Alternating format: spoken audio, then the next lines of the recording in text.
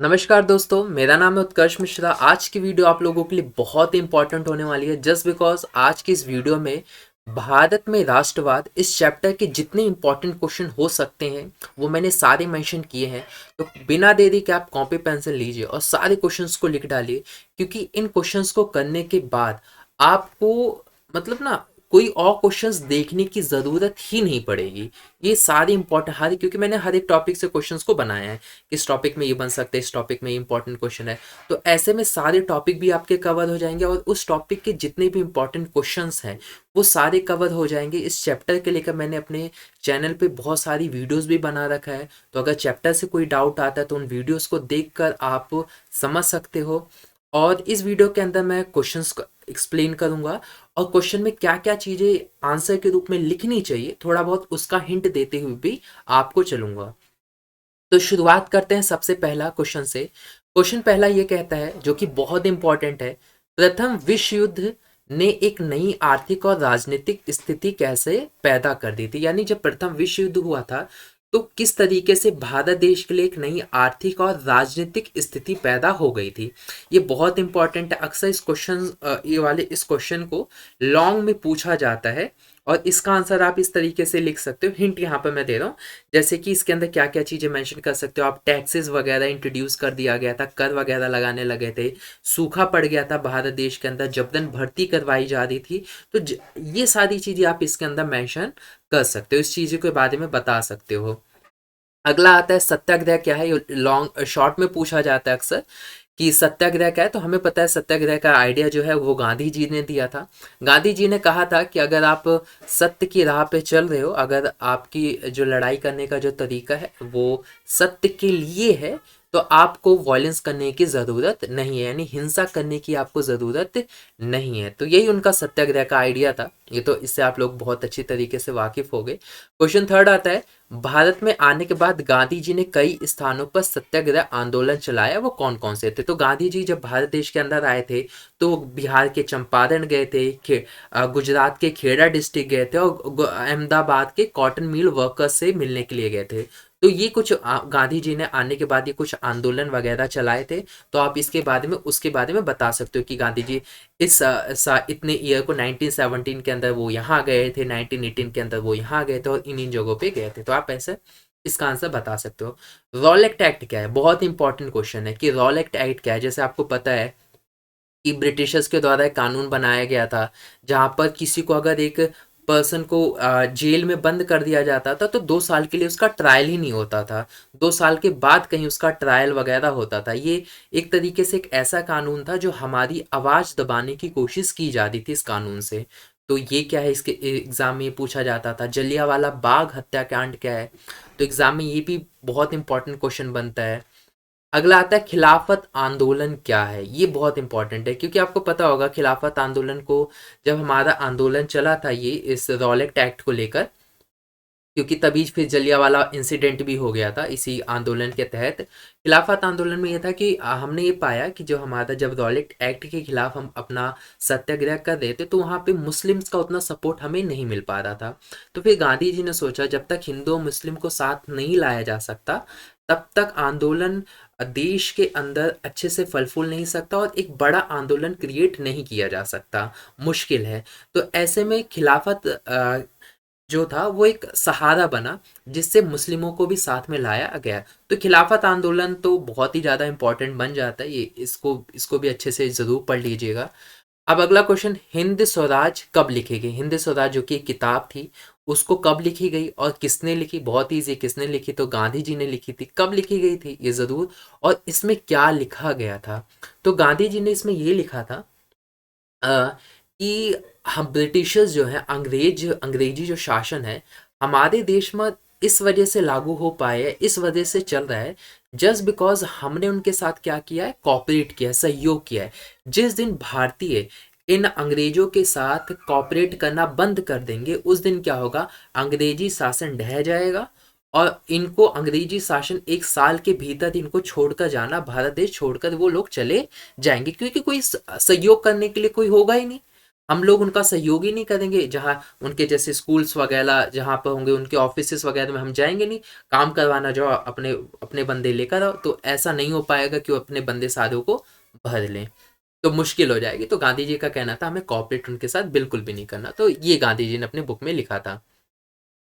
Question 8, Gandhi ji ने का क्या सुझाव था कि असहयोग आंदोलन को चरणबद्ध तरीके से आगे चलना चाहिए, यानी गांधी जी का क्या सुझाव था, या कहने का मतलब कि गांधी जी का ब्लूप्रिंट या गांधी जी की प्लानिंग क्या थी कि जब भारत देश के अंदर असहयोग आंदोलन चलाया जाएगा तो कैसे कैसे स्टेप होंगे, क्या क्या स्टेप्स लिए जाएंगे, वो इसके अंदर आपको बताना है। क्या क्या लिए नहीं गए ये नहीं बताना, क्या क्या स्टेप्स लिए जाएंगे यहाँ पर आपको ये बताना, यानी उसकी प्री प्लानिंग बतानी है कि जब शुरू होने से पहले हमने क्या क्या सोचा था कि हम ये करेंगे, फिर ये करेंगे, फिर ये। फिर इसी के अंदर ये भी पूछा जाता है कांग्रेस के बहुत सारे लोग असहयोग को लेकर आशंकित क्यों थे, कि कांग्रेस के जो लोग थे वो असहयोग में अपना शुरुआत में सपोर्ट क्यों नहीं दिखाते थे। बाद में तो उन्होंने अपना सपोर्ट दे दिया था असहयोग आंदोलन के अंदर, लेकिन शुरुआत में थोड़ा कहते हैं ना उनके अंदर थोड़ा वो कॉन्फिडेंस नहीं था इस आंदोलन को लेकर। वो क्यों था, क्यों नहीं था, ऐसा क्यों वो उनके अंदर कॉन्फिडेंस नहीं था? जस्ट बिकॉज ऑफ उनका मानना यह था कि असहयोग आंदोलन हिंसा में बदल जाएगा और असहयोग के बदले हमें अपने जो इलेक्शंस हैं, जो रिसेंटली इलेक्शंस होने वाले हैं, वो भी हमें छोड़ना पड़ेगा, क्योंकि इलेक्शन एक ऐसी चीज है जहां पर हम थोड़े बहुत पावर में आकर अंग्रेजों का विरोध कर पाते हैं, लेकिन अगर हम चुनाव लड़ेंगे ही नहीं तो हम ना पावर में आ पाएंगे, और पावर ना होने की वजह से हम अंग्रेजों को विरोध करने में हमें और मुसीबतें आएंगी। तो इस चीज को लेकर वो आशंकित थे। हालांकि बाद में अधिवेशन हुआ था और उस अधिवेशन के अंदर कांग्रेस ने फाइनली डिसाइड कर लिया कि हाँ हाँ ठीक है, हम असहयोग आंदोलन को सपोर्ट करेंगे। तो इससे रिलेटेड आपको चीजें लिखनी है। शहरों में असहयोग आंदोलन कैसे चला, जैसे शहरों में जब असहयोग आंदोलन हुआ था तो शहरों के लोगों में जो स्कूल के टीचर्स थे, बच्चे थे, लॉयर्स थे, इन सारे लोगों ने अपनी उन जो भी ब्रिटिश संस्थान थे, अंग्रेजी संस्थान थे, वो सारी चीज वहाँ पे उन्होंने छोड़ दिया। जैसे बच्चों ने स्कूल जाना बंद कर दिया, टीचर्स ने पढ़ाना बंद कर दिया, वो लोग घर पर बैठ गए। इसी तरीके से चले जो को लॉयर वगैरह थे वो कोर्ट जाना उन्होंने बंद कर दिया। इस तरीके से शहरों में आंदोलन चला, हमने चीज़ों को बायकॉट करना शुरू कर दिया। जैसे कि हमने क्या किया था कि विदेश के जो कपड़े थे वो हम नहीं खरीदा करते थे, हमने अपने देसी व्यापार पे ज़्यादा बढ़ाने की कोशिश की, देसी वस्तुओं को खरीदने की ज़्यादा कोशिश की। साथ ही साथ इसके अंदर ये भी हुआ था कि अगर हम लोग विदेशी व्यापार भी करते थे वो भी हमने बंद कर दिया था कि ना हम विदेशी व्यापार करेंगे, ना विदेश की बनी हुई चीज़ों को हम खरीदेंगे, ना ही हम विदेश की बनी हुई चीज़ों को मैं बेचूंगा, ना तो मैं खरीदूंगा, अगर मेरी कोई दुकान है तो मैं विदेश की चीज़ें तो नहीं बेचूंगा। इस तरीके से लोगों ने शहरों के अंदर असहयोग आंदोलन के अंदर पार्टिसिपेट किया था। इसको आपको अच्छे से डिटेल में लिखना है पॉइंट बना बना के। अगला क्वेश्चन 11 पूछा जाता है, आर्थिक मोर्चे पर असहयोग आंदोलन का क्या प्रभाव पड़ेगा, यानी ये आर्थिक मोर्चे को लेकर पूछ रहा है असहयोग। तो आप इसमें ये बता सकते हो कि विदेशी जो व्यापार है लगभग वो आधा हो चुका था, हमने विदेशी कपड़े हमने जला दिए, हमने विदेशी कपड़ों को पहनना बंद कर दिया, विदेशी दुकानों के आगे या शराब की दुकानों के आगे हमने पिंगटिंग की, यानी उसके आगे हमने प्रदर्शन वगैरह की। तो इस तरीके से आप इसके बारे में आंसर लिख सकते हो। अगला क्वेश्चन आता है, असहयोग आंदोलन शहरों में धीमा पड़ा क्यों, कि असहयोग आंदोलन जो है धीरे धीरे करके शहरों में धीमा पड़ गया, ऑफ कोर्स पड़ गया था, उसका रीजन क्या है, क्यों पड़ गया? तो पहला रीजन तो सबसे बड़ा रीजन आता है कि देखो जो टीचर्स हैं, बच्चे हैं, उन्होंने अपना स्कूल तो छोड़ दिया। अब ब्रिटिशर्स के जो बनाए गए स्कूल थे वो तो उन्होंने छोड़ दिया, लेकिन उनको पढ़ने के लिए कोई दूसरी जगह तो चाहिए ना, कि जहाँ पर वो लोग जाकर पढ़ सके, जहाँ पे टीचर जहाँ का पढ़ा सके भारत का ही हो, भारत के स्कूल हो, भारत के द्वारा बनाए गए लोगों की स्कूल हो, वैसे जगह चले जाए। तो ऐसा कोई स्कूल था नहीं। और अगर स्कूल बनाएंगे भी तो ये नहीं है कि दिनों दिन एक ही दिन के अंदर बनकर तैयार हो जाएगा स्कूल, बहुत बड़े पैमाने पे स्कूल बनाने पड़ेंगे। तो बहुत बड़े पैमाने पे जब स्कूल बनाएंगे तो ऐसे में क्या होगा कि बहुत ज़्यादा टाइम लगेगा, और फिर इतना बड़े पैमाने पे स्कूल बना पाना एक बहुत बड़ी समस्या थी, ऐसा जल्दी एकदम से चुटकी बजाती काम नहीं हो पाता। दूसरी चीज़ क्या होता है, हमने हमारे जब असहयोग आंदोलन चल रहा था तो हमने विदेशी कपड़ों को बायकॉट कर दिया, हम उन चीज़ों को पहनने से मना कर दिया। फिर हमारे देश से में हम लोग क्या पहना करते थे, हम लोग खादी कपड़े का उपयोग करने लगे, लेकिन खादी कपड़े में प्रॉब्लम ये थी वो महंगा था, और महंगे की वजह से हम लोग आज तो एक दिन पहन ले रहे हैं, मतलब एक समय पहन लिया, लेकिन लंबे समय तक खादी कपड़ों का उपयोग कर पाना हर किसी के बस की बात नहीं थी, क्योंकि वो बहुत ही महंगी हुआ करते थे। और ब्रिटिशर्स के द्वारा जो बनाए गए कपड़े होते तो बहुत ही ज़्यादा सस्ते होते थे, क्योंकि वो बड़े बड़े कारखानों से बनकर आते थे, फैक्ट्रियों से बनकर आते थे, जहाँ मशीनें बहुत ही जल्दी जल्दी कपड़ा बना देती थी। तो ऐसे में हम लोग सस्ती चीज़ों को ज़्यादा प्रेफर करते थे, क्योंकि वो कॉस्टली कम भी पड़ती थी और ठीक ठाक भी होती थी। तो कब तक हम वो खादी कपड़ा को उपयोग कर सकते थे, क्योंकि महंगा था, सबसे मेन रीज़न तो ये था महंगा होने का।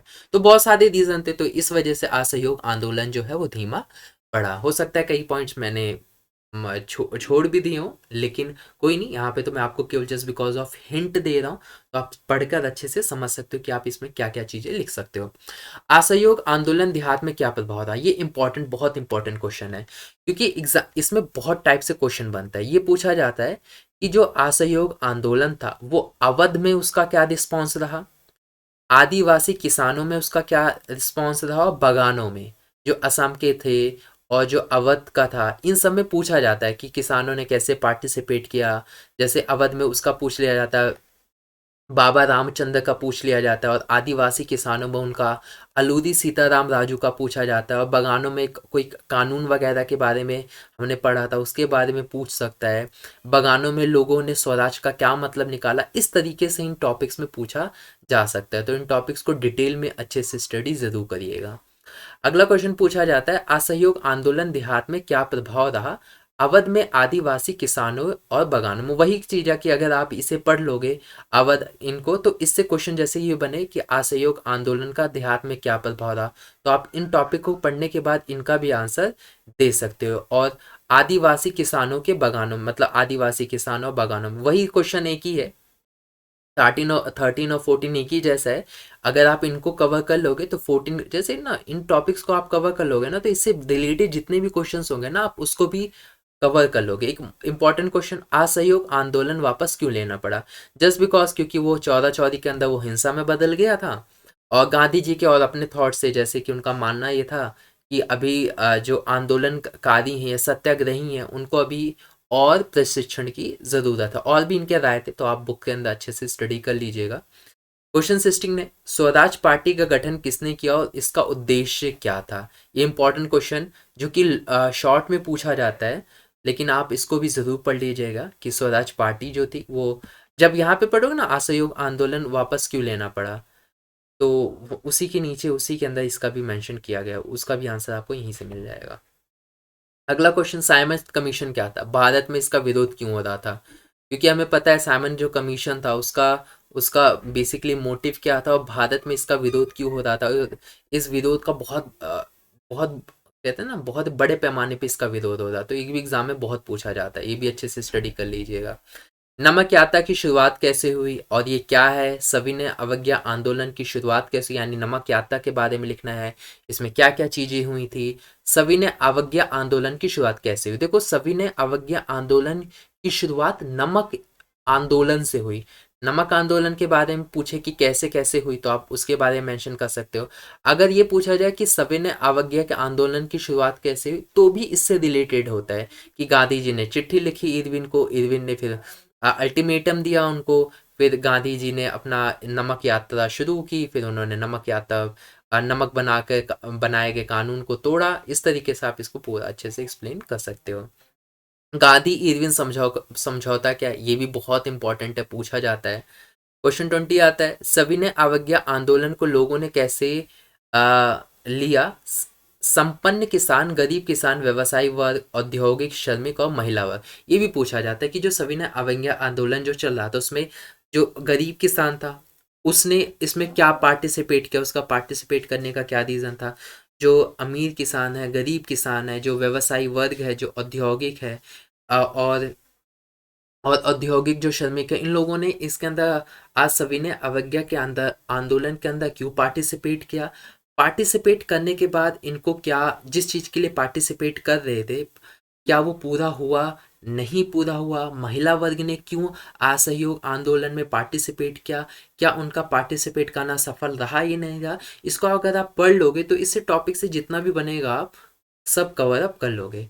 अब सविनय अवज्ञा की सीमाएं क्या थी, कि सविनय अवज्ञा जो है वो कहाँ तक नहीं पहुंच पाया था, जैसे कि वो दलित्स को साथ नहीं ले पाया था, वो जो मुस्लिम्स लोग हैं उन लोगों को साथ नहीं ले पा रहा था, तो इससे रिलेटेड आप उसके बारे में बता सकते हो कि क्यों नहीं हो पा रहा था। पूना पैक्ट समझौता क्या था जो गांधी जी और अम्बेडकर के बीच में हुआ था, तो आप इसके बारे में बता सकते हो कि गांधी जी और जो अम्बेडकर जी थे तो उनके बीच में जो पूना पैक्ट समझौता हुआ था वो क्या था, किस चीज के लिए किया गया था, तो ये आप कर सकते हो। क्वेश्चन 23, इतिहास व साहित्य, लोक कथाएं व गीत, चित्र व पद्धति, सभी ने राष्ट्रवाद को साकार बनाने में अपना कैसा योगदान दिया, ये भी लॉन्ग में पूछा जाता है। जो सबसे लास्ट वाला जो टॉपिक आता है आपकी बुक का, जहाँ पे फोटोज वगैरह बनी हुई हैं भारत माता की, उस टॉपिक से क्वेश्चन बनता है, और इस टॉपिक से केवल एक ही क्वेश्चन बनता है लॉन्ग में, बाकी तो शॉर्ट शॉर्ट में बनता है कि भारत माता की जो पेंटिंग है वो किसने लिखी, और भी तरह तरीके के छोटे छोटे क्वेश्चंस वहाँ से बनते हैं, लेकिन लॉन्ग में यही क्वेश्चंस बनता है। और सबसे आखिर में आता है भारत छोड़ो आंदोलन, क्या आपका जो पूरी बुक खत्म होगा उसके सबसे नीचे आखिरी टॉपिक है जहाँ पे कंक्लूजन लिखा रहता है, निष्कर्ष के नीचे का टॉपिक ही है भारत छोड़ो आंदोलन क्या है, तो आप इसको भी ज़रूर पढ़ लीजिएगा। ये तो शॉर्ट में पूछा जाता है, 2 या 4 नंबर में हो सकता है पूछ ले आपसे, लॉन्ग में तो नहीं ही आएगा, लेकिन ये 23 जो क्वेश्चन है लॉन्ग में ज़रूर पूछा जा सकता है। पूना पैक्ट भी 4 नंबर का हो सकता है, पूछ ले 2 नंबर का पूछ ले अपना अपना, या कुछ और चीज़ ऐड करके पूछ ले।